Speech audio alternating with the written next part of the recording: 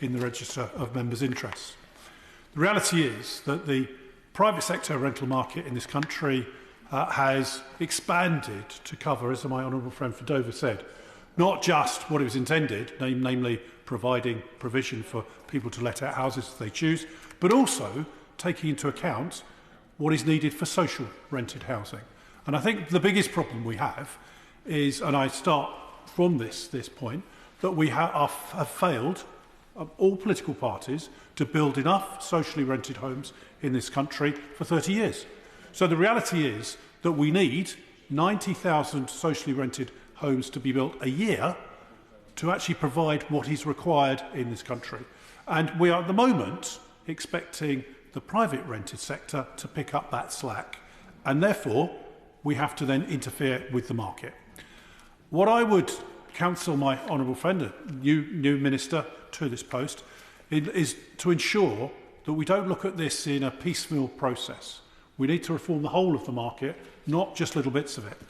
As I have said on many occasions, the biggest cause of homelessness in this country is the end of a private sector tenancy with a serving of a Section 21 notice. However, at least if someone gets a Section 21 notice now, thanks to my Homelessness Reduction Act, they can at least approach the local authority and seek help and assistance, whereas previously they couldn't.